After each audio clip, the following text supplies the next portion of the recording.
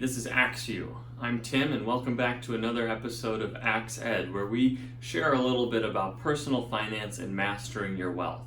Previously, we've discussed which steps you should take to mastering your wealth and setting up your savings, building out an emergency fund, putting money into a 401k or a Roth IRA or a taxable investment account. But we want to talk about maybe after you've done all that and you have maybe an extra $100 laying around, what account you should put that in. And that brings up the question of that rate of return on your investment. As we've talked about previously, keeping your money in cash under a mattress or even in a checking account makes 0% return for you. You're actually losing value over time because of the rate of inflation, which is around 1 to 3% annually. Now, there are just a few reasons to keep money in cash, and that's usually money that's needed for daily expenses or your monthly bills or anything like that.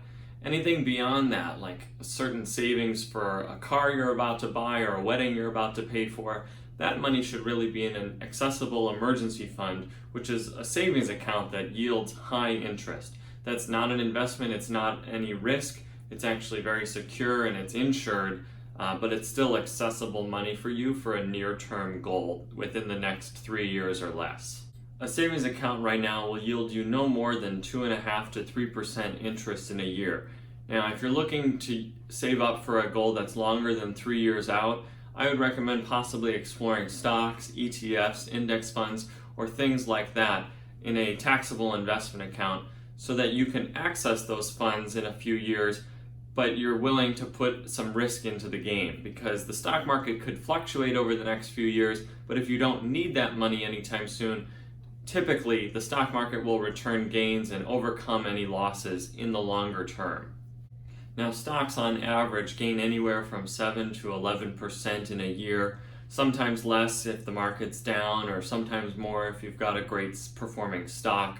But on average, the S&P 500, one of our major indexes in the US, gains around 10.3% annually. Now, if the stock market is down, perhaps in a recession, and stocks are actually losing value for a year or more, you might want to consider turning to paying off certain debts. Not credit card debts, you should have paid those off first, but student loan debt, which is usually around a 5% interest rate. That means if you pay off that debt early, you're saving yourself from paying 5% in interest. That's a 5% return. I exclude credit cards from this mention of paying off debts because they typically carry an interest rate of anywhere from 15 to 25% or more of interest in a year. You're typically not going to offset that cost of your capital and that debt with a rate of return in some other investment.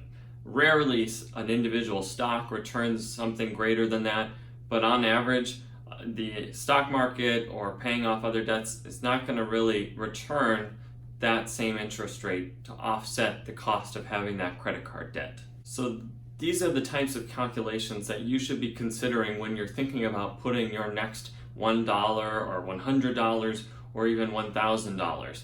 It's these rates of return and cost of capital that will actually save you money or cost you money in the long term. If you don't know what your savings account is giving you in interest, or what your credit cards are costing you, or what your student loans are charging you in interest, make sure you look up all of those interest rates so that you know exactly where you should be focusing right now to make sure that you're not paying more than you should in interest and that you're actually making money in interest.